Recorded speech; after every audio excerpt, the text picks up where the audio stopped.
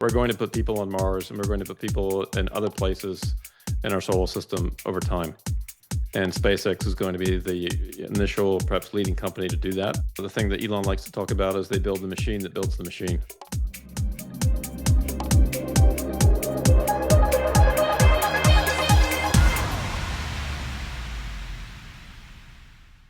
Well, hi everyone, welcome back to Pushing the Limits. Lisa Tamati here, and I have a very favourite guest now, Cern Basher. Welcome back to the show, Cern. After last week's epic episode on Bitcoin, you're back today to talk more exciting stuff. We're going to be talking all about Tesla today. And Tesla's actually had, or there's been some news come out like just bang today. So let's start off there, Cern, before we get into the actual presentation and the stuff that we're going to be talking about. What happened? That sounds great, Lisa. It's good to be back. Thank you for having me again. It's an honor to be on your podcast. And yeah, we have the proxy statement dropping for Tesla today. That sounds kind of boring, but yet, among other things, contained in the proxy statement is a new compensation plan for Elon Musk. And it's interesting because right now Tesla has a market value of about $1.1 trillion. And this new compensation statement rewards Musk up to a market valuation up to 8.5 trillion. Yeah, that's insane. It's absolutely so 8.5 times the market cap, but there's a big but. So yeah, walk us through it, because everyone listens to that, just that headline would go, what? That's ridiculous. But walk us through the headline a bit deeper. Yeah, it's interesting because he gets nothing if he doesn't achieve various milestones. And there's some complications or so in the milestones, but basically think of it, if he creates 7.5 trillion in market value, he essentially will receive about $1 trillion of value himself. Mm-hmm. And so if for Tesla shareholders, that's not a bad trade-off because they become a lot richer. And yes, they're giving up $1 trillion to him, but the $7.5 trillion growth likely would not happen if it wasn't for Elon Musk. Exactly. And so it's one of those things like, do you want to give up $1 trillion? Well, fine, maybe not, but then the trillion not going to even be there if you don't give him the chance of driving growth in the company. So it seems like a pretty fair trade-off to me, and Elon has delivered on his other two compensation plans. And what's interesting is in the second compensation plan, a judge struck that down. So he actually hasn't received any compensation. Yeah. Yeah. And that's still on appeal, isn't it? And they moved to Texas because of that whole debacle. And so he hasn't actually been paid for a long time for any of it. So all of that's still retrospectively going through the process, Yes, from what I understand. Yeah. That's correct. But what the board did actually in this proxy was actually sort of make the Delaware case kind of unnecessary or not really that relevant in my point, because if they successfully appeal the Delaware case, then Elon gets his compensation per the 2018 plan. Mm-hmm. That's fine. That's great. If the Delaware case is not successfully appealed, then they have created provisions in this proxy statement to basically make him whole. Right. Excellent. Yeah. So either way, he's going to be paid from 2018 to the present and then into the future. So it takes, I think, a lot of risk away from the company as far as that goes. Yeah, and the thing is, like, we need Elon Musk engaged in the company for the next 10 years, because this is sort of a 10-year thing from what I understand. He's 54 now. He wants you need him to be engaged in order to take this company to the absolute next level. And I think there's some succession planning in it as well, which in that proxy statement, is that correct? There's a requirement that if he's hit the last two tranches, there's 12 different tranches where he will receive shares. For the last two, he has to engage with the Tesla board to engage in a succession planning process. Yep. Now, it's up to the board anyway to make sure there's a successor in place. But I guess with this, they're just sort of saying we would like Elon to be actively involved in this, and perhaps to a greater extent than he has been in the past. I would imagine Elon probably hasn't been too interested in succession in the past because he hasn't really seen himself leaving the company. But 10 years from now, he's 64.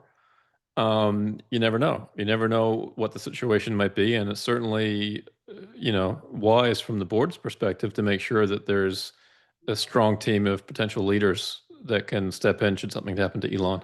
Absolutely, because it does sort of hinge on him to a large degree, even though he's got the best team in the world too. Is still very much seen in front of the company, Yeah. and so yeah, I mean it sounds an incredible amount of money, right? And 8.5 trillion. I mean, today Tesla's worth around 1 trillion, and Nvidia, the biggest company in the world, is worth around what, 4 trillion. So About he's got 4.1 some. trillion. Yeah, 4.1 trillion. So he's got some big plans, obviously, which is what we're Yeah. going to be talking a little bit today about, because he doesn't get any of that. And if he doesn't meet these incredibly big milestones that seem impossible numbers. But you've done a lot of modeling. You're a financial analyst, an absolute genius at this sort of stuff. And when I was listening to the lecture that we're going to hear today, I was just like, what? Like this is like next level. So take it away, Cern. Give us your what's going to happen. And the reason why people want to listen to this, right, is not because of if you like Elon Musk or not like Elon Musk, as we mentioned last week. It's about the impact that this one company and indeed the technologies that are being developed, not only at Tesla, but other companies as well, that are going to hit us in the face very, very shortly, and are hitting us in the face already in the form of AI and things. But when we get embodied AI, and when we get FSD, robotaxis, robotrucks, like all of these things are going to have massive worldwide implications on your lifestyle, on the way you live, the jobs you have, the functions that you carry out in society. And that's why we're doing this session today, really. Yeah, whether or not you like Elon Musk, I think it's important to understand what he's trying to do. Yeah, exactly. And I Yeah. think it's going to be profound in many ways. He may or may not be successful in what he's endeavoring to do, but I think, again, it's important to understand where he's trying to take his companies and therefore where he's trying to take the world. Yeah, because these do affect the Yeah. world. And, like if you look back at his track record, this is a person who's done, well, there's never been another human being like it, really, with what he's achieved economically and in the companies that he's spun up. And, you're Yeah. going to go and dive deeper into that today and where it's actually going. So it is relevant for everybody, because people are like, why Tesla? Why are we talking about Tesla? It's not, but it is very, very relevant if you look at this. So over to you. Yeah. So I'll just take you through a few slides here. So this is just an AI photo. This is not Elon Musk Inc.'s headquarters. Musk Inc. actually doesn't exist. It's just a way of describing everything that Musk is doing. But really what it is, it's a massive disruption machine. And I'll go into some detail here in this presentation about how and why that's happening and where that's going. So I made a post about this, and I suggested that Elon's companies are likely to disrupt more than 100 companies in the S&P 500. The S&P 500 is an index of pretty much the largest 500 companies in the U.S. marketplace. But those 100 companies account for about one half of the index's value. Now, when I say disrupt, I don't mean that they're going to put them out of business and destroy them and make them bankrupt. It just means that they're going to disrupt the way of doing business for these companies in more ways than one. For those that aren't aware, Elon is the founder and CEO of Tesla and the founder and CEO of SpaceX, and those are two very high-profile companies. Tesla right now has a market value of over $1 trillion. SpaceX's current private market value, I think, is in the 400 billion range. And then X and XAI, the two symbols that are on either side of the Tesla symbol there in the middle, have merged and have become one company. So X was formerly Twitter, and XAI is the new AI startup that now is one of the leading AI companies in the world. And then two companies not to be forgotten. One is Neuralink, and the other one is the Boring Company. Neuralink is the company that's putting essentially a computer inside people's brains, inside people's skulls. So essentially allow people that maybe have lost eyesight or movement of limbs to be able to use their mind and operate a computer. Yeah, it's incredible. It's incredible, right? And then the Boring Company, which is a company that makes tunnel boring machines, which may have implications in many areas. But if you think about the congestion that we have today on roads, the idea behind the Boring Company is to take a 2D transportation system and make it three-dimensional.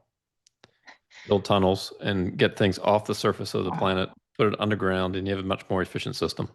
Wow. So eventually the vision here is, the long-term vision is to have all these tunnels that are running under the ground so that we can live out in the cities with clean air and, space to walk and be humans again and not be in this, that's the long-term vision of that. It really is. It really is. And just from an efficiency standpoint, no one likes to be stuck in traffic jams. It's economically very costly. Also, that not that nice for cyclists and pedestrians to be dealing with trucks and cars on the road and so on, whether they're EVs or not. Um, but just to make Earth a more livable place, make cities more livable. If you get rid of the traffic, put it underground, that would make a huge difference. Yeah, incredible difference. So, Yeah. and one of the theories I've heard too, I think, I don't know, it was my husband said this to me, that the size of the boring machine that they use for the tunnels is the same size as the spaceship that they're going to be using to get to Mars, and are they The going to bore Starship. a starship? Yeah. Are they going to use that the boring tunnel, boring stuff on Mars to sort of set up underground, so to speak, in Mars? Well, I would think so. I think that would become a necessity on Mars as well. So yes, he's definitely thinking ahead with everything that he's doing. Yeah. 4D chess. It's really Yep. 4D chess. Like, okay. Right. So the idea with this, and this is just a simple stylized thing, but last year, ahead of Tesla's We Robot event, I put this together and basically just kind of capturing the gist of each company. Tesla is basically an autonomous company, whether it's vehicles, whether it's autonomous humanoid robots, and also autonomously operating energy systems in their Megapack system with AI-powered software that's designed to optimize the usage of that system. So think of Tesla as being this autonomous robot company, and then think of XAI as we think it's kind of the brains behind everything. It's the basically the AI brains that they're developing there, intelligence. And then of course X was the way to connect everybody, but now X, AI, and X are one company. Mhm. So we think and we connect are the same. SpaceX is kind of we explore, where basically, if you think about space as being a whole new continent, only the most colossal continent you could think of, that's what that represents in terms of opportunity. And SpaceX may actually have the largest opportunity of any of Elon's companies ultimately, although certainly they're all tied together. And then Neuralink, we enable, giving people the ability to do things that they can't currently do because of accident or injury or some other thing. But ultimately, it may also be the answer for us to compete against AI by becoming AI ourselves, by putting a computer in our brains. Which And I is know for a lot of people that scary for sounds those. Yeah. crazy, Yeah. right? But we use pacemakers now. Mhm. I have a son that has a device that it's in his chest that controls seizures. Mm. So we use a lot of technology in our bodies already, and so it's just another logical step to start putting that in our brains, Yep. right? And It's this just, is, and it's yeah, incredible and what he's already doing. Like, and you see the stories of the people who have, who are locked in or they're paralyzed and they're able to now communicate with their families through the computer and with their thoughts. It's just absolutely insane. It's yeah, just, have both of us have, family members with disabilities and problems, medical problems. That this is where this could possibly go for people is just absolutely fascinating. And then the other side, okay, and yes, it's a little bit frightening to think. And Elon's been quite, like in the past, Elon was very concerned about the AI, what it's going to do to humanity, and yeah, really seemed to like get involved in the beginning with OpenAI. Maybe picked the wrong partner, I don't know there, but and then it seems like that that ChatGPT and things has gone gangbusters and it's huge. But I think Elon, really needed to get in the race with XAI in order to make sure that he is driving this in a way that's a little bit more controlled for humanity. That's the feeling I have. I don't know whether that's grounded or not, but that we need a competitive environment for the AI, the huge companies that are doing this because of the power of this technology. Yeah, what's your thoughts on that actually? Yeah, Lisa, I think what you're saying there is exactly right. The reason that he got into the AI space was because of discussions that he had with the Google's founders, co-founders, Mm, and he was concerned that they were taking a very cavalier attitude to AI and the potential risks of AI. hmm And so, as a counter to that, he co-founded OpenAI. And then, of course, things took a turn for the worse there. And so it kind of forced his hand to start his mm, own company. mm. He thought he'd kind of already done that with OpenAI, and they wanted to make it a nonprofit foundation. And now clearly it's a very much a for-profit enterprise. And not So the open. mission was twisted around there, and Elon was sort of ousted from that. Um, and so yeah, it forced him to start XAI, and XAI now is one of the leading foundational models, AI models in the world.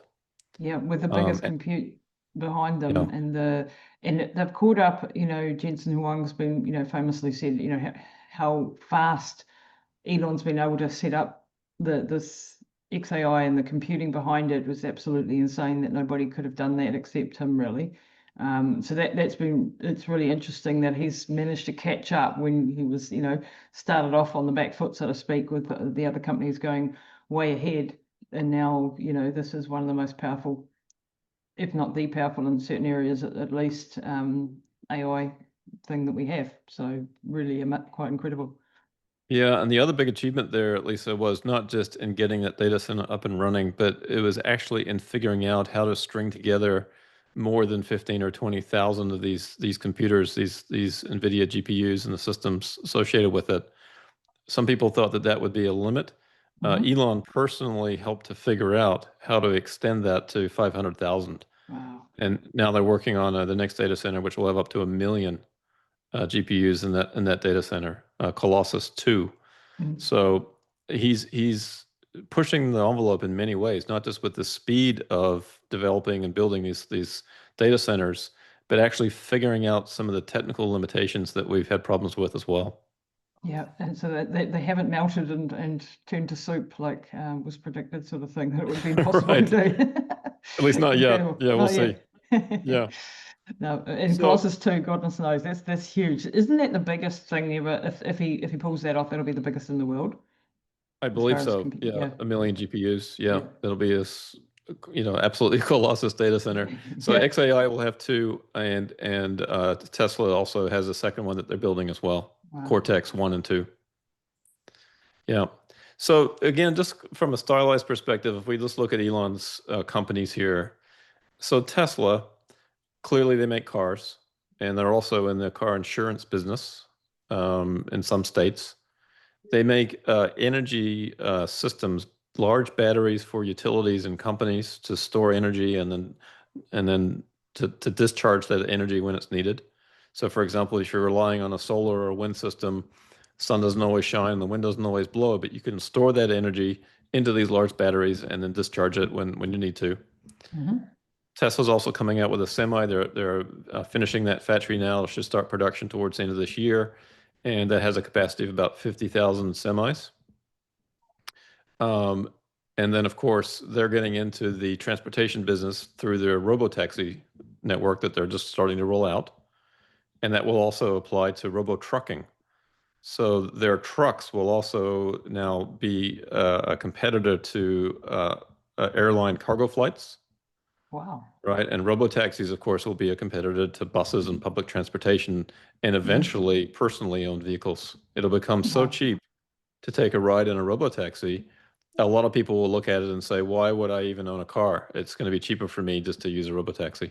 Yeah, and it's going to revolutionize, and people who maybe own these will be able to earn an income from having a fleet of robotaxis, and earning money That's off that, right. perhaps. And the cars, maybe I've heard predictions of maybe less cars on the road, because we'll be using the cars many more hours per day, because most of the time they sit in the garage, not being Hmm. utilized, and you'll be able to rent out your car while you're sleeping or whatever, or at work, and it can go off and do its taxi work and then come back and pick you up after work, that type of thing. This is a revolution, isn't it? This robo taxi, and it started off in Austin, in Texas. how is that going? Like, is it developing as fast as what people thought, or is there problems? Have they had problems with it, or how's it going over there? Yeah, it's a good question. It is progressing at a rate slower than we all want to see.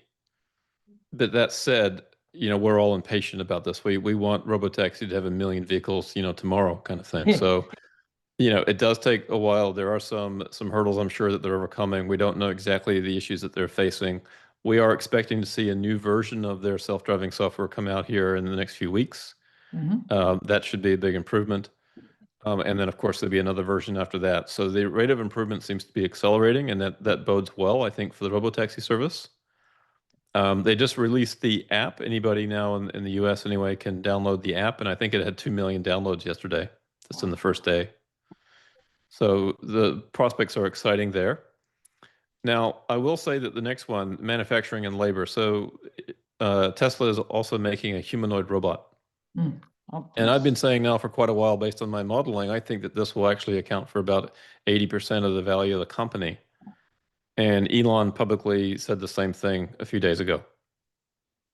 Yep, and So, I've seen your presentation that you did with Herbert with that brilliant slide. Maybe we can show that afterwards. That compared all the revenue streams of Tesla and compared it to a car.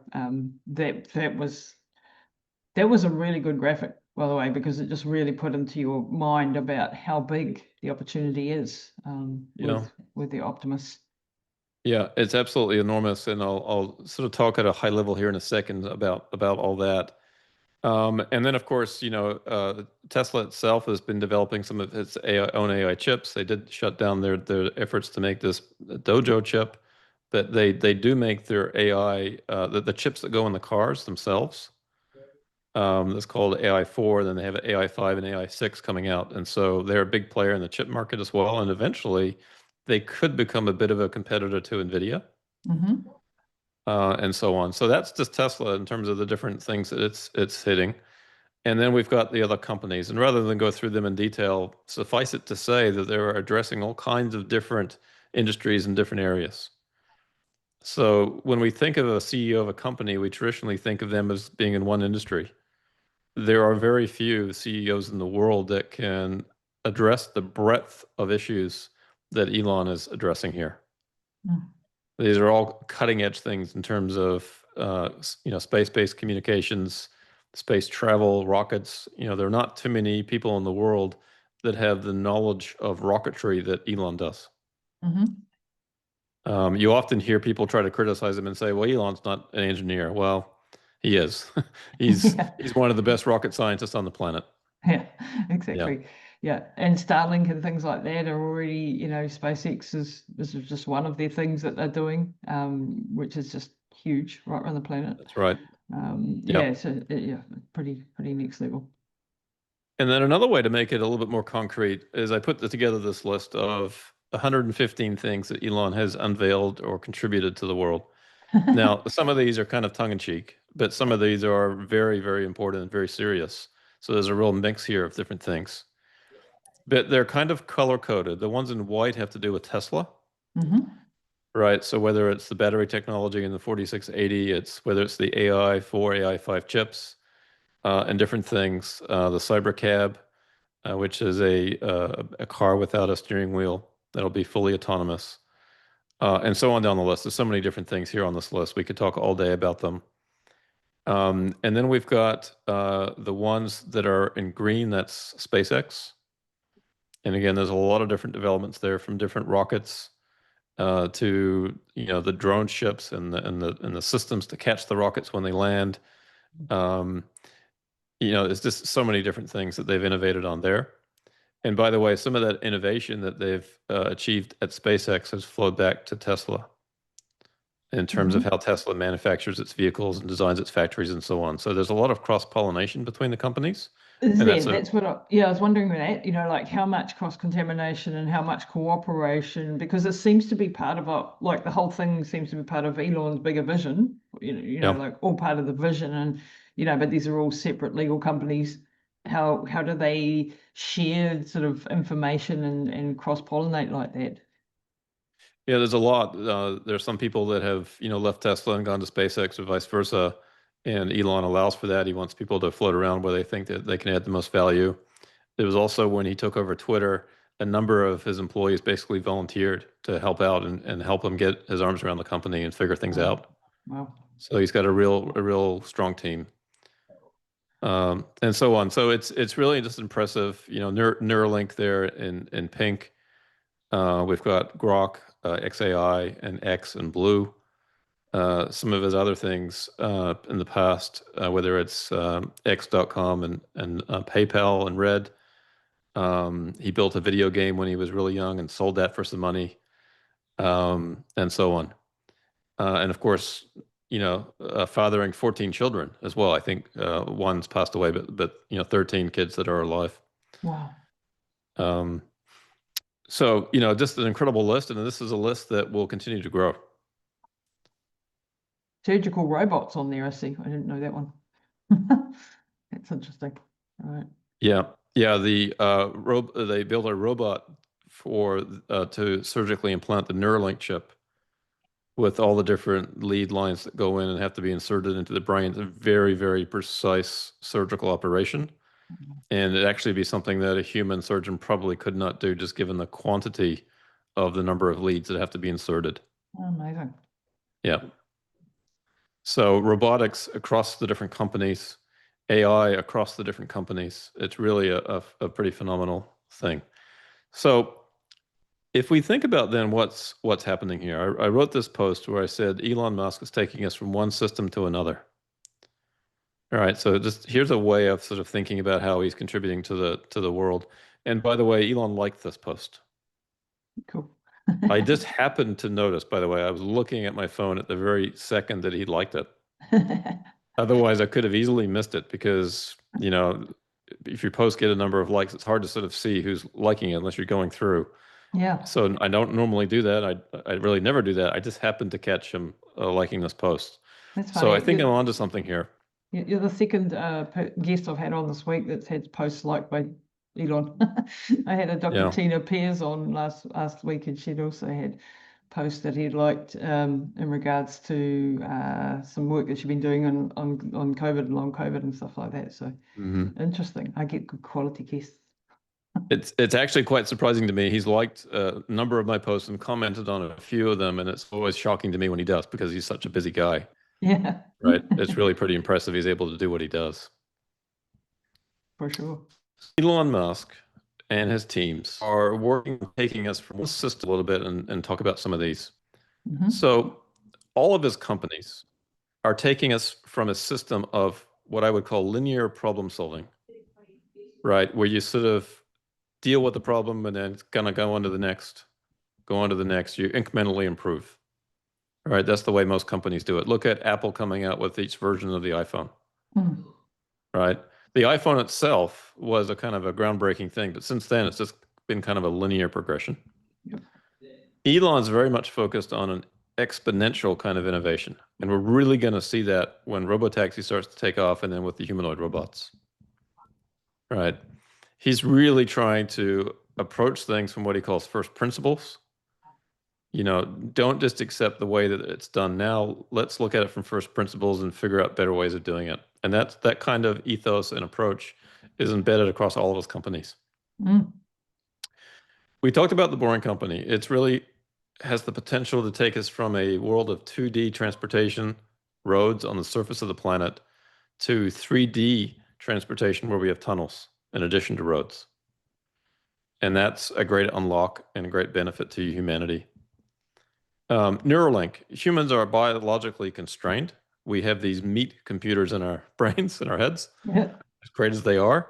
And so eventually, it will develop to a point where it can greatly enhance human capabilities, not just for people that have lost skills, but just regular human beings, just enhancing their abilities.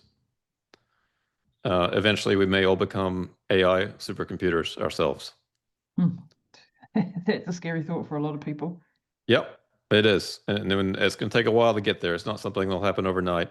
But we may be as comfortable with that as we are with pacemakers in our hearts. Yep. Who knows? Right. SpaceX's Starlink. Right now, we have internet connectivity around the world, big cities, well connected, no problem there. But in rural areas, on oceans, in the Arctic and Arctic, top of mountains, no connectivity whatsoever. Yeah, But now with SpaceX, you have, global connectivity anywhere in the world at high speed. that can't be turned off. Yep. And the next one down, I've got listed as SpaceX Starlink. It's really just SpaceX, but we've got, if you think about it, a single planet economy, which, as great as that is, we are eventually moving towards this interplanetary economy. And that's crazy for us to think about because we've never had anything like this before. But we're going to put people on Mars and we're going to put people in other places in our solar system over time. And SpaceX is going to be the initial, perhaps leading company to do that. Um, Tesla. Tesla has taken the traditional assembly line and turned it on its head. The thing that Elon likes to talk about is they build the machine that builds the machine. Yeah, that's pretty next level. Yeah. And Tesla's well known for its manufacturing prowess, and also SpaceX is as well. They have a factory in Texas that spits out the Starlink terminals in colossal amounts. So going on down the list, we talked about Bitcoin last time. Bitcoin is a centralized fiat currency, and Tesla owns some Bitcoin, a small position. But again, I think this is all related to this, that we're going from one system, in this case, government-controlled money, to eventually a new system where it's decentralized and out of the hands of government. Mhm. If we separated church and state, it may also make sense to separate money from state. Makes sense to me. Okay? Yeah. And, separating church and state was a crazy idea back in the day, Yeah. but now it seems pretty obvious that was a good thing to do. Yeah, and you've actually talked about, promoted on X, Tesla considering, becoming a more of a treasury company or buying more Bitcoin for the balance sheet. Yeah. And you've, also said, maybe there's some reasons they can't do it right now because they've got so many things on. But that does make sense that will eventually happen, probably, to some degree. I mean, they already have it on their balance sheet, but a bigger stake in it. Yeah, the reason I say that too is when you think about when the money really starts to roll in from Robotaxi and humanoid robots, it's going to be hundreds of billions, eventually Yeah. trillions of dollars of cash flow coming in. They're going to have to do something with that. Their traditional method in corporate finance is to buy back stock. And that's great. They can do that if they want to, maybe enough to offset dilution from stock-based compensation. But they're going to have so much money coming in, much like Nvidia does today. Nvidia is buying back a lot of stock, but they still have cash accumulating. They're going to have to find something else to do with it. And they should definitely reinvest it back in their business to the extent they need to. But I think they'll have even, further issues in that there'll be so much cash they can't reinvest it all. And so naturally they're going to look for the most pristine store of value in the world, and that's Bitcoin. Yeah. The other reason for that is if you have this mission to go colonize Mars, then you need a lot of capital to do that. Right. Now that's going to fall directly on SpaceX, but Tesla was going to be a major supporting player in that effort with humanoid robots and so on, and vehicles. Yeah, because it will be the humanoid robots that probably go to Mars first. I mean, currently our biology is not going to allow us to get to Mars and live a very long time. I've done some work on anti-aging in the astronaut space, and it's a real big problem that we age for every every year in space we age 36 years or something ridiculous. So it's a major problem that's limiting our ability to be out in space for longer. Even the guys on the guys and girls on the space station have real problems. With aging, so they're working on that problem now. But it may need that you need to change the biology, and that's another step to do before you can get people to actually live in these places. And it's gravity is the main problem. No gravity. Gravity is what actually, our bodies are evolved to deal with gravity. And when we don't have gravity, we start to deteriorate really, really quickly. So the astronauts that come back are often have some damage that can be reversed pretty quickly with training, and other damage that takes decades, like their heart remodeling and things like that takes a long, long time. So those poor astronauts that actually Elon saved, recently, they were up there far too long. and they wouldn't have lasted a heck of a lot longer if they hadn't been, rescued and brought back down to Earth. So there's a lot of teams that are working on trying to help astronauts live longer, healthier lives when they return back to Earth. Yeah, that's really interesting. And I think the gravity on Mars is something less than 40% of that on Earth too. So even if we could get people to Mars safely, you've got the ongoing challenge of a lower gravity Exactly. environment. Yep. Yeah. Yep. So big issue. Yep. Interviewed Dr. David Furman, who works in this area, and he's at Stanford and Buck Institute of Aging, and they have now little mini organs where they suspend in zero gravity, and they can watch the aging process happen, and they can test on they can test all these molecules on what helps with it. But yeah, fascinating. I might send you that podcast to listen to, because they can watch them aging in 24 hours, just deteriorating. Yeah, interesting. It's really wild. Yeah. Sorry, off No, topic. that's all good. And so again, we can go down this list. Every one of these, we're moving from one system to another, right? Internal combustion vehicles to electric vehicles, human-driven transportation to autonomous transportation, right? Insurance, taking actuarial averages to figure out what you pay for insurance, to actually using real-time driving data. Wow. So that the insurance that you pay is actually relevant to your driving risk, not just the pool of people. The biggest one on the list here probably is human labor to robotic labor. And I'll talk about that more in a minute. I think this is actually a massive unlock. Yeah. The other unlock is to go from human intelligence to digital intelligence. And then, of course, XAI, traditional media to citizen-driven information, and from censored or filtered information to unfettered free speech and truth-seeking. Elon's mentioned that for his AI, he wants it to be maximally truth-seeking in its approach.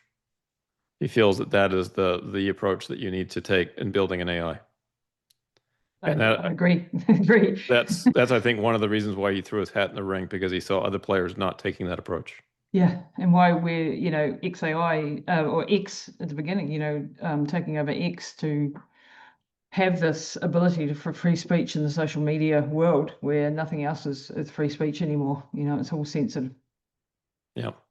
Free speech is very scary to many people because you get exposed to things you don't really want to see or hear about.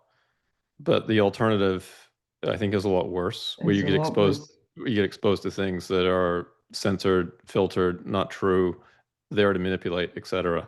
Yep. At least if you have free speech, you have a chance of moving things forward. If you don't have free speech, then somebody somewhere is going to gain control, and that's a very scary thought. So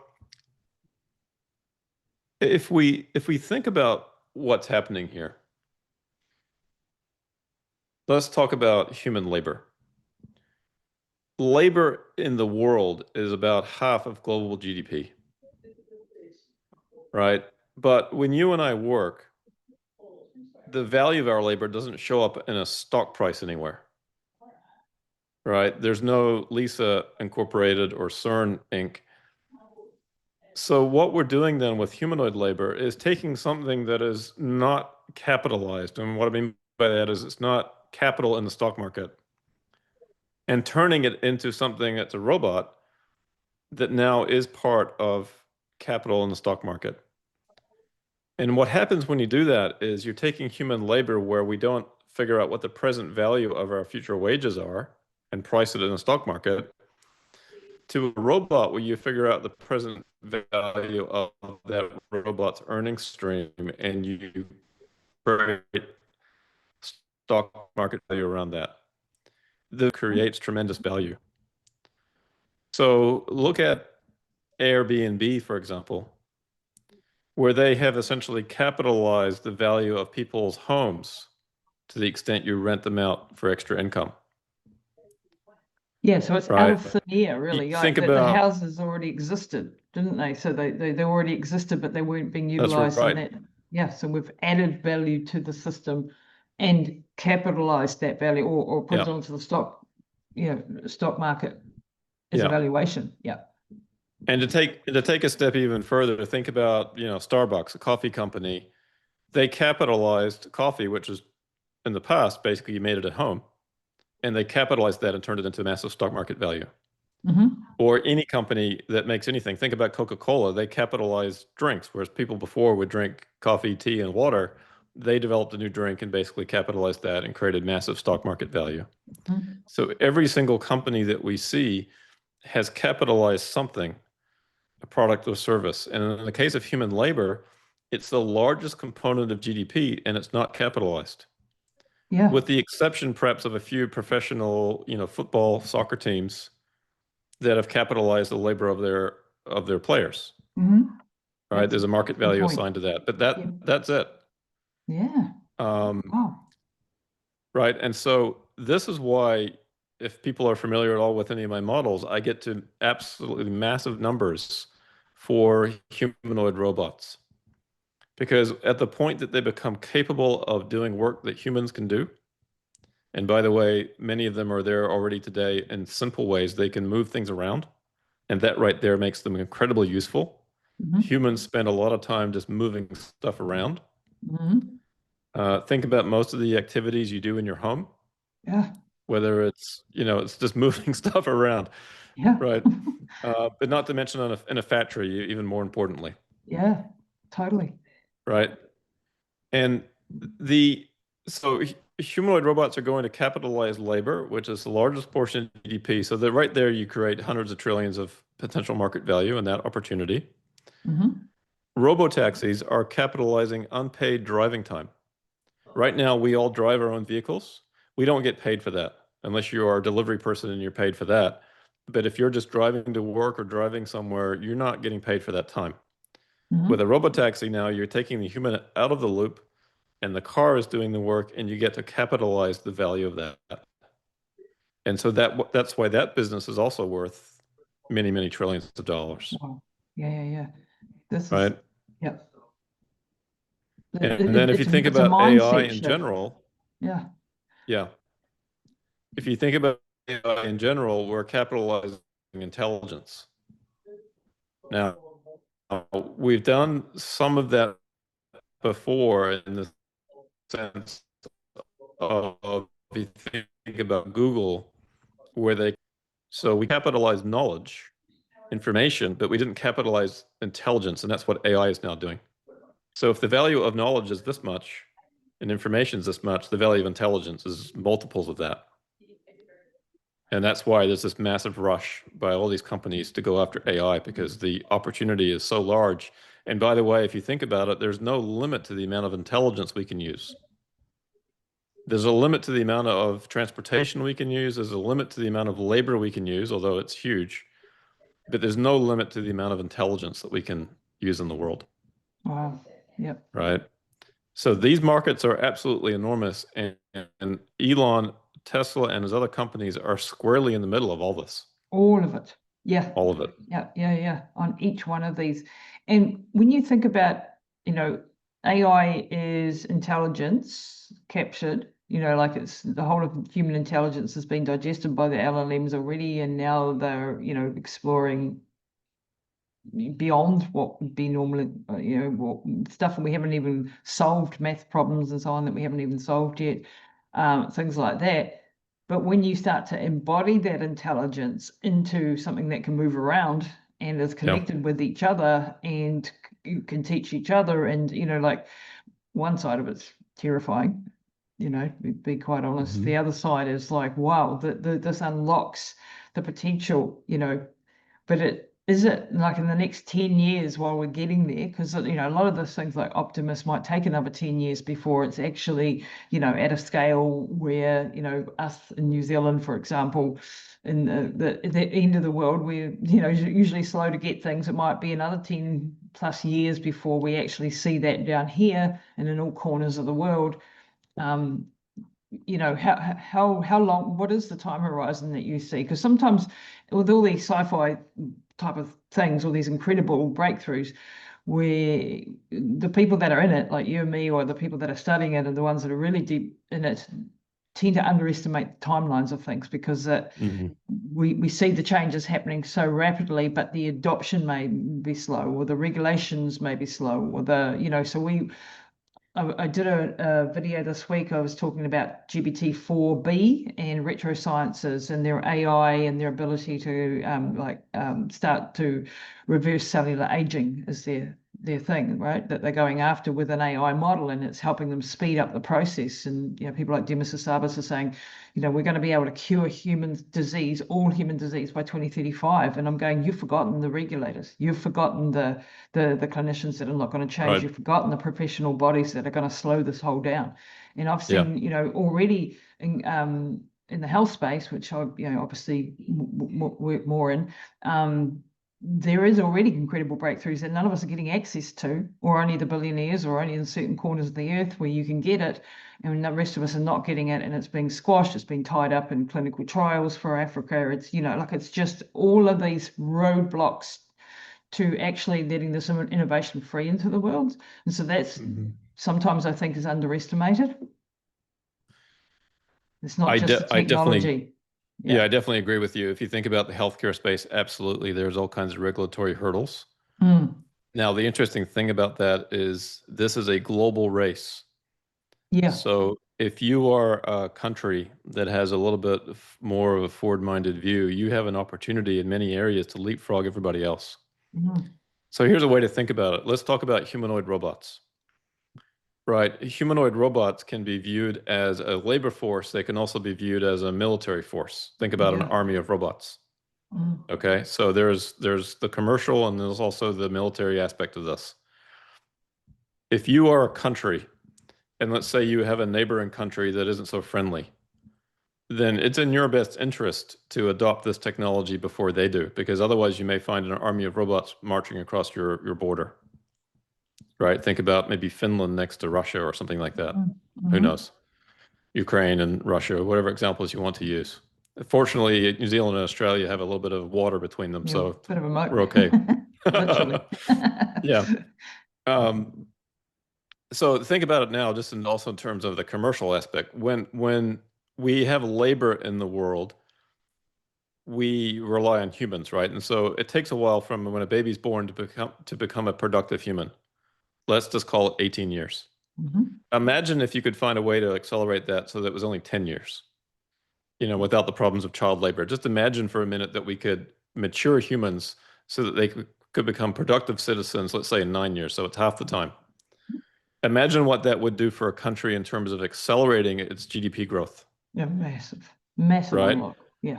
Now, imagine if you're talking about a humanoid robot where you make it and it walks out of the factory and starts working. It's not 18 years, it's not 9 years, it's now.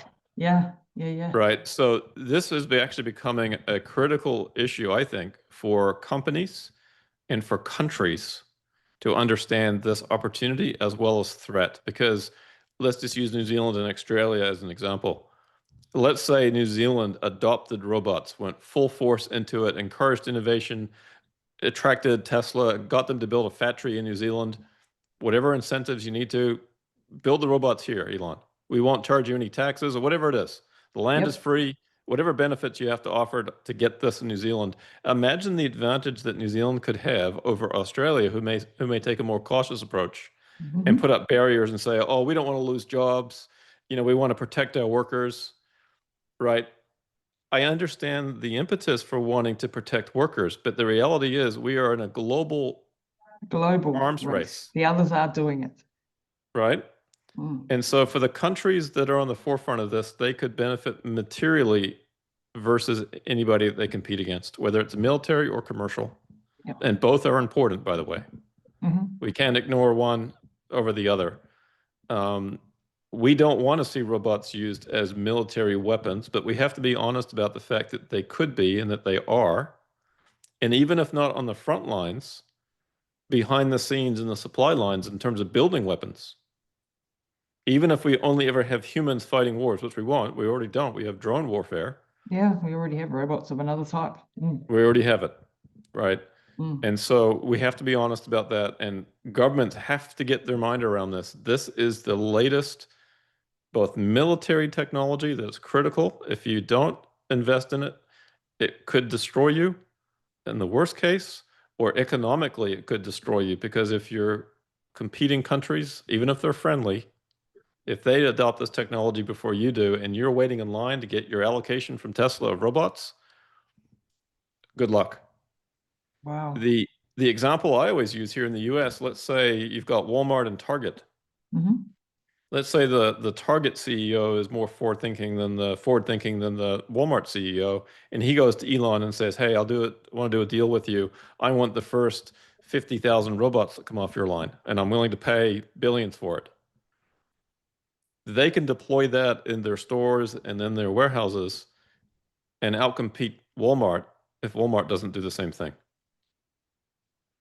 right? Yep. And I Totally. view this as a call option on the survival of companies. Yeah. It's that serious. Wow. And And that goes for AI as well, right? yeah, Because I mean, even in my little company, I'm realizing I have to keep up as best I possibly can with the AI race, with producing content now. I'm competing against, so if I'm in content creation, right, I'm competing against other companies that are making much more content now because of AI. And if I'm not doing that, I'm going to get left behind. That's on a mini tiny scale.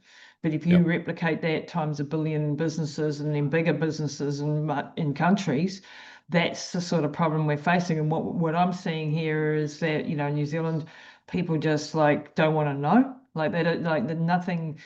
Maybe I'm wrong because I'm not in the right circles or things, but I don't see people grabbing innovation here like we used to be. And even in the crypto space, I see like we're behind in the medical space. We're behind. We're not embracing these new thoughts because they're frightening. So let's stick our head in the sand, and the head in the sand approach doesn't work. And these robots are already here. They're already doing some of the things. I mean, like when you see a video of the Tesla factories, like there's hardly any humans on the floor. It's already hmm been done by robots of a different type, and now we're getting humanoid robots, which of course are much more in your face because they look, human-like but frightening in a way. And we've all seen the dancing videos and the boxing robots and all of that, and they're getting the technology going. And this will Yep. be maybe another 5 to 10 years before this really starts to roll out. But your concept of the capitalization of this was like for me, I'd never ever thought of it like that. We've always had capital and labor, and now, we're lessening the value of our labor, even just with AI. And now we're Yep. lessening the value of our labor with Optimus. So what are the humans going to do, in future professionally? What are we going to do? And how are we going to survive? And, they always bring up the UBI, which I don't think is an option at all. I think that's a disastrous option of control and so there's some revolutions coming our way. What's your take on There's that type of stuff? there's some massive unanswered questions. Um, just again on the topic of capitalizing. So let's say you've got a robot that makes $25,000 a year. Okay, so it's cheaper to operate than a human. Most humans make more than 25,000 a year. Hmm. And if you put that robot in a factory, it can work 3 shifts. So actually, it could replace 3 human workers. Yeah, well, yeah. And that's assuming it works at the same pace as a human. What actually happens if it works at twice the speed of a human at some point? Doesn't need to take breaks, always shows up for work on time, never No on sleep. vacation, right? All the issues you have with humans. If there's turnover, you've got to replace the humans. You've got to have a whole team of people to, find and manage the humans. So there's so many advantages to humanoid labor. So the cost advantages are clear. But let's say the robot makes $25,000, and we use Tesla as an example. Let's say you apply a PE ratio of 40 to that, then you get a market value of each robot of about $1 million, Yeah, right? that If they goes on the produce, balance sheet. It goes on the go, stock valuation of the company. yeah, it gets capitalized, right? And so if they make 1 million robots, that's 1 trillion in stock market value, Mm. right? If you make, 10 million, that's 10 trillion. If you make 100 million, it's $100 trillion of value that's being Wow. created, right? And 100 million is not a lot when you've got 8 billion people in the world. Yeah, and We Elon's could talked easily about us deploy, multiple robots per yeah, person. Yeah. And then we've also got declining birth rates all around the planet, right? yeah, So we're not replacing our workforce anyway. Our older people are living longer, which is yep. fantastic. And but we need to look after them. And, I'm in that situation. I can do with an Optimus robot right now Yes. to help me, Yep. if it was that far advanced, I'd be like, yeah, bring that on. Yep. And that's the challenge we are going to have. Like, we've got an aging population that's going to need a lot more support, and we've got less and less children coming through in some countries, and we're nowhere near replacing ourselves. So you've got the smaller working population. So we have to have now robots from that perspective. We have to have robots to replace the people that we're not producing That's right. for whatever reason. So the thing then that people worry about is, okay, so the robots take over all the jobs. Well, that presupposes that humans don't have any work to do. Now, in all of human history, every time a new technology has come along, we've created more jobs than we've displaced. The process, though, is disruptive and it's not easy. You put a lot of people out of work, there could be issues. Absolutely, I understand that. But throughout all of human history, we've created more jobs. So if you were to believe something different than that, then that flies in the face of everything we've experienced so far as humanity. Mhm. Now, I'm willing to go that next step and say, okay, maybe this time is different. If this time is different and there is really less and less role for humans in everything, we've got AI and we've got robots doing everything for the most part, and there's fewer and fewer job opportunities for people, then people will not be able to support themselves economically. Now, the good news is that these AI and these robots are going to drive down the cost of everything. There's going to be a massive deflationary force in the economy. Huge. Everything's going to get cheaper and cheaper and cheaper. So the cost of living is going to come down. So when you get into a UBI situation where the governments have to support their people, the cost of that support in theory should come down dramatically. But here's the wrinkle, is that every government in the world is saddled with debt. Mm. The They really fiat do not system. want to find themselves in a deflationary scenario because that debt becomes even more expensive to pay off. So governments, and the one thing that we're really good at doing is printing money. So right there, they could just print money to offset the deflation and provide money to the people to live. So whether you call it UBI or not, Elon has actually talked about universal high income, that people will be able to have an abundance of all the things that they want because we're going to drive down the cost of making all that dramatically. Now, I don't know, I'm not clever enough to figure out how this is all going to work out, but you can sort of start to see pieces coming together. But the big unknown of all this is how people themselves, emotionally and politically, are going to deal with this. There are going to be some countries that try to ban humanoid robots. Mm-hmm. There'll be some countries that adopt them. Like I could see a country like Japan that has a massive shortage of labor saying, Yep. oh, this is a blessing for us, Yep. right? And countries like perhaps Italy or South Korea, same thing. And countries that are more tech forward, it's easier for probably the Mm-hmm. South Koreans to do it than it might be the Italians, for example, even though they Mm-hmm. both have a need for it. Mm-hmm. Mm-hmm. We'll see. It remains to be seen. So we're going to see a lot of political skirmishes around this. And unfortunately, it's going to be couched in the typical right versus left kind of battles. But in reality, both sides are going to be hit by this very directly. And it's not a right versus left kind of issue. Yep.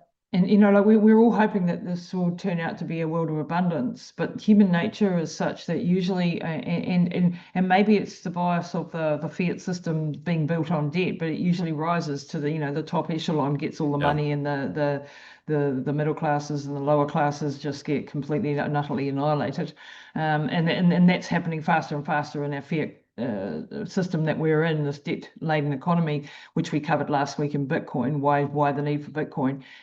So this has to go hand in hand, really. Like if we're going to, and the bigger question is like the more this the middle classes are squashed, and we see it. I mean, we live in it. And we're unable to pay our normal sort of bills with the normal income and go to work like we did, like our parents did and like we have up until now, and manage.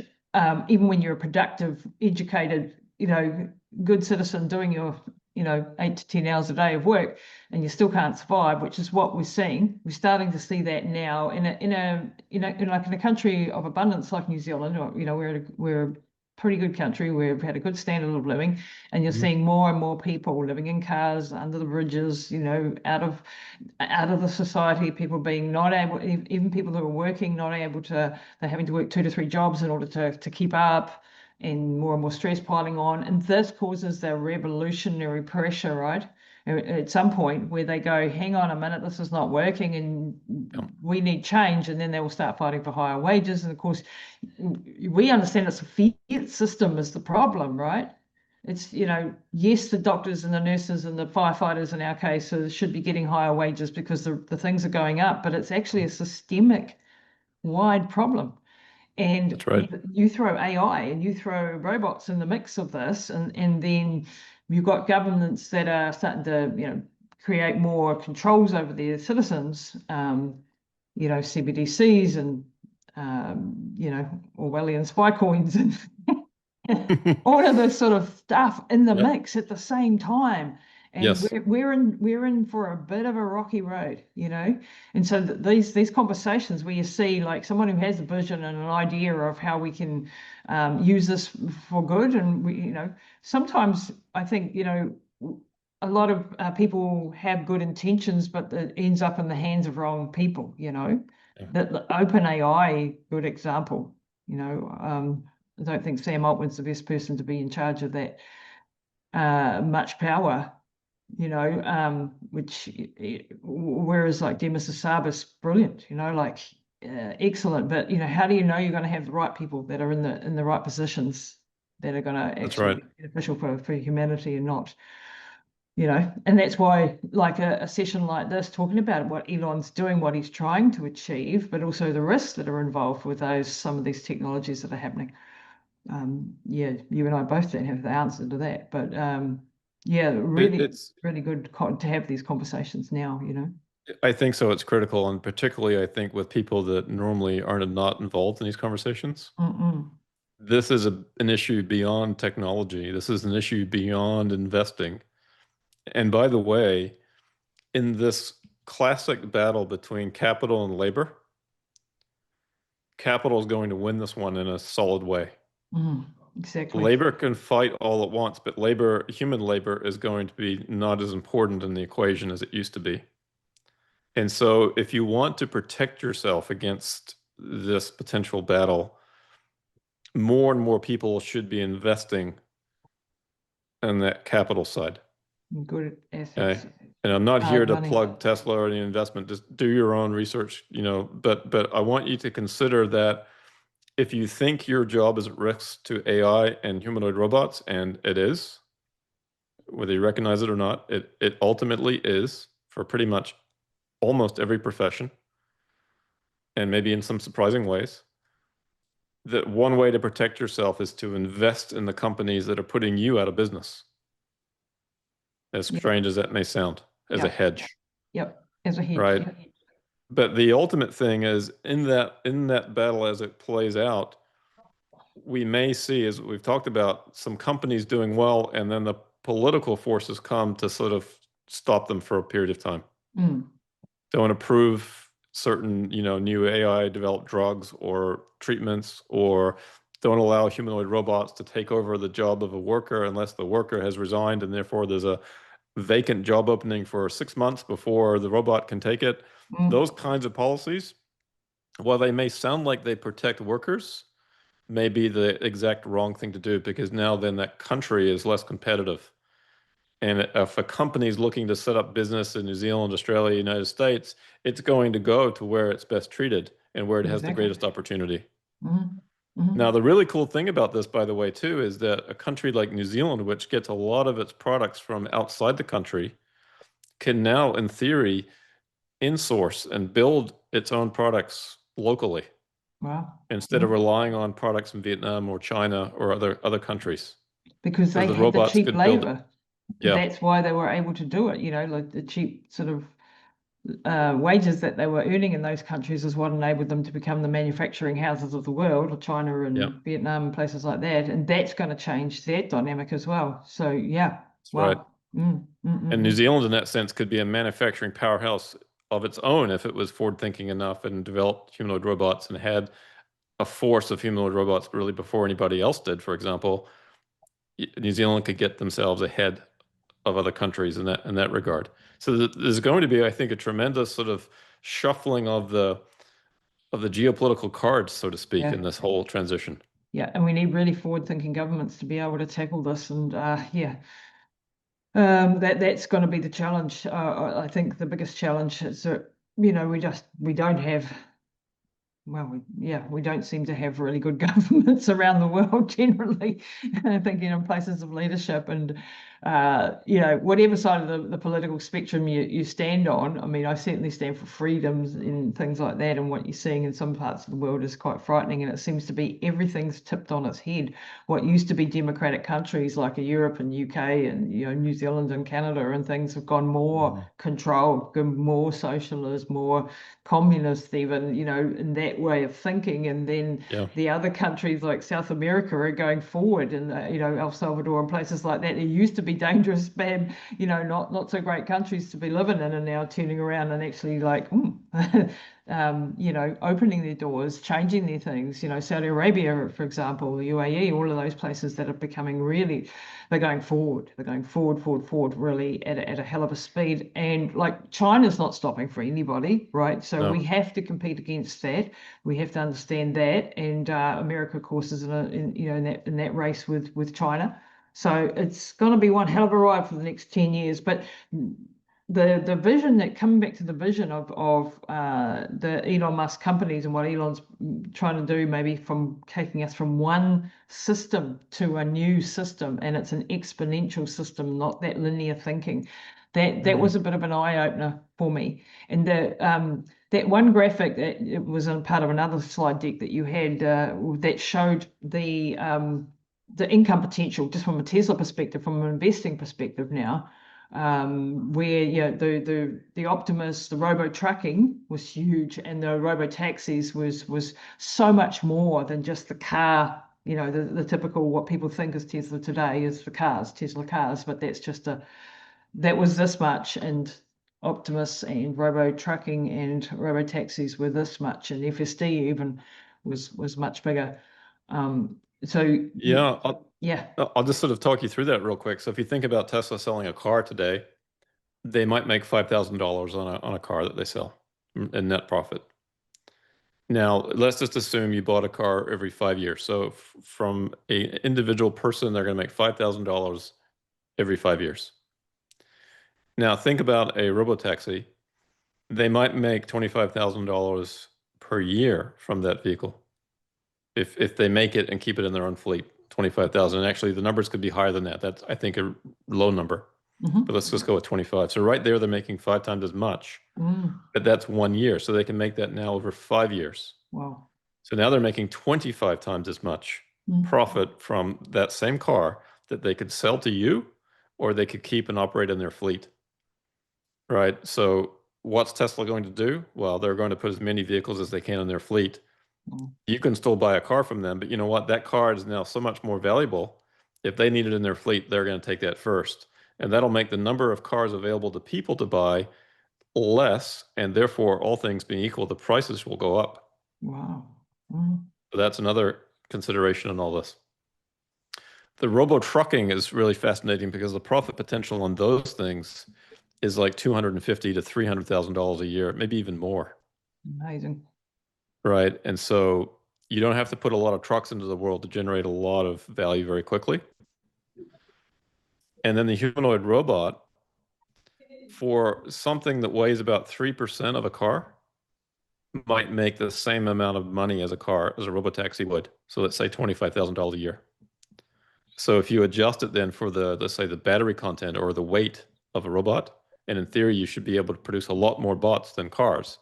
Let's say if Tesla can produce 3 million vehicles, they should be able to produce about 30 million robots. Wow. Right? Just an equivalency in terms of manufacturing capabilities. Yep. Eventually, yeah. Eventually. Yeah, not yet, but eventually. And so then robots at scale, then the profit, if you adjust it for weight or adjust it for battery content, is off the charts compared to Robotaxi. And so again, this is why it's very easy to get to an understanding that robots will be 80% of the value of the business at some point. And that doesn't mean that robotaxi is not valuable. It's hugely valuable. It's just that robots are just so enormous. And Wow. again, the principal reason is that labor is the biggest part of our economy. And we probably would have even more labor in our world if we had more people. We would. And that's the constraint that we have. And so if you can have another source of labor, we probably would create a lot more economic activity and more jobs than we currently have in this world. And Yeah, so, that's the unknown, isn't it? Like we yeah, don't know whether these robots are actually going to, replace us, or are we going to do other jobs, as has been in other revolution or technology evolution. We've created new jobs, as we've said, and we're not quite sure whether we're going to be yeah, completely replaced, because we've got intelligence now that we're competing with, and yeah, intelligence that's going to be in a lot of ways better than our intelligence. So that's sort of a new sort of thing to be thinking about. But are we going to then value things like communities and networks, and you still want to go with your yoga teacher to a retreat in Bali and not with a robot? You know what I mean? Like there's going to be other things that we do, that may replace our jobs. And if you think about it, 200 or 300 years ago, we had to dig the holes in the ground to build the things. We had to do everything manual labor. That got, yeah. trucks and tractors and plows and things like that. That sped all that up, but it didn't mean we didn't work. We actually worked more. And what I've seen in my business is the things that were meant to make life easier for me, the phones and the softwares and this program and that program, has actually complicated it all for me, and it's a lot harder now. And I've got to compete against the world instead of just my hometown. And I used to be a jeweler one day, back in the day, a Mhm. goldsmith, and then China came along with mass production and completely wiped out our income. So Yeah. we pivoted into the next thing. And I think that's the point, that people have to be adaptable, able to pivot, keep changing, never stick your identity into one thing. I'm a firefighter, or I'm a teacher, or I'm a jeweler, because that job could be gone tomorrow. You have to be able to go, right, that's gone. I had to face that as a jeweler. I was a jeweler for 17 years, and then suddenly it wasn't working anymore, or gradually, Yeah. actually, over time, it started not to work anymore. And so you had to pivot into the next thing, into the next thing, into the next thing. And I've had, many careers because of that. Um, Yeah. and that's the other thing, is you don't need to go to university for each one of those either. You can That's just go right. and learn it now. You can just go and learn it. Most of these things you can learn. So, be adaptable in order to, at least for the next 5 to 10 years, before the singularity comes and before we can't really see behind the curtain and we don't know what our economic models are no longer working. For the next 5 years, we might be able to at least adapt, pivot, augment ourselves, actually create opportunities out of this. But we're going to have to stay on our toes. And that means being flexible and adaptable, which is harder when you're older, you know? It really is. You really have to embrace this. And as you aptly pointed out, that throughout human history, those that did were the ones that thrived. Yep. It wasn't And it's just survival that, of the fittest, it was survival of the most adaptable. yeah, right. And that's the case now, and we're seeing probably an accelerating pace of that. So your ability to adapt needs to improve.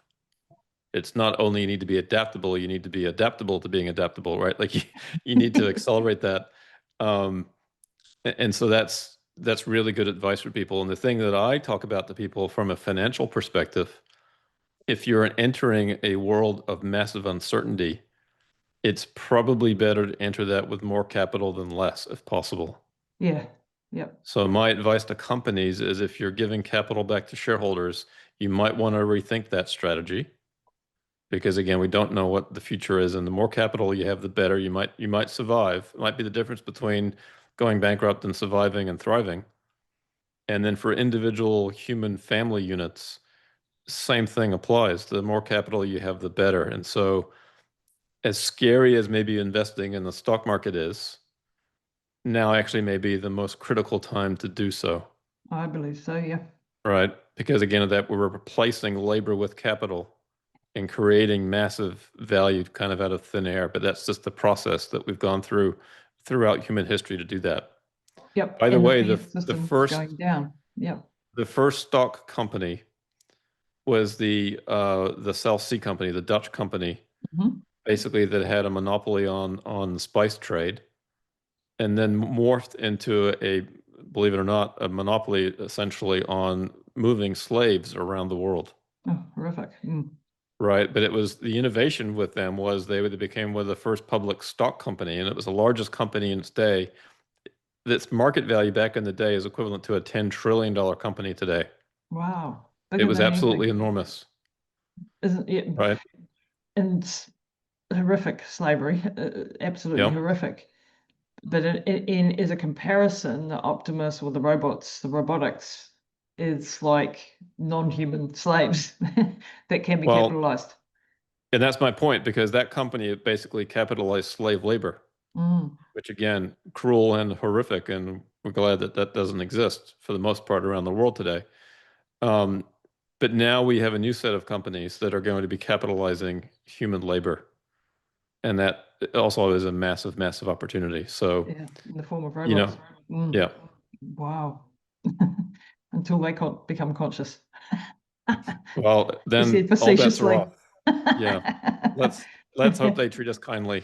Yeah. Yeah, I don't think they can. I've read books on that type of thing too, and I'm like, yeah, no, I don't think that's going to happen. At least I hope not. But Cern, thank you for your time today. This has been absolutely fascinating.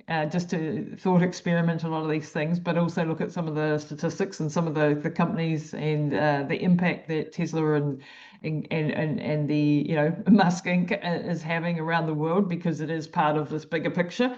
And there are other companies, Nvidia and all of these other companies that are doing Mhm. parts of that puzzle, but there's nobody doing that entire that entire puzzle, which is what makes it particularly interesting. So where can people reach out to you? Like if they're in the States, they want to work with you, and you're a financial analyst, you have brilliant advice as your company. Let us know where they can find you on X as well to follow your work, your modeling, which is really fascinating stuff to follow, obviously. Yeah, we're just brilliantadvice.net on the internet, and on X, it's just at Cern Basher, my first name and last name. Yep, and you're becoming more and more popular. I was thinking last night, Sen, you should start up a community group where you're teaching us mere mortals all of this sort of stuff on the weekly, and have a sort of a, what do you call it, Patreon type situation or something. That would Well, be really and awesome. that would be great until I can clone myself or perhaps have a few humanoid robots. That's not going to be possible, unfortunately. But yeah, but I try to share as much information as I can freely. I appear in a number of different videos each week, Yep. and I do a lot of posting on X, and so I encourage people to follow me there and interact. I'm here to learn as much as I can. I haven't got this all figured out. It's been a pretty amazing journey. And some of the people that I get to meet, including yourself, it's been a real honor. Oh, it's fantastic. I hope you'll come back on again when you got more to share, because I'd love to do this on a semi-regular basis. I love listening to you on all your things that I've followed for a number of years now. So yeah, if I can have you back again, that would be absolutely fabulous, and we'll stay in contact for sure. Absolutely. I'd welcome that. Thank you, Lisa.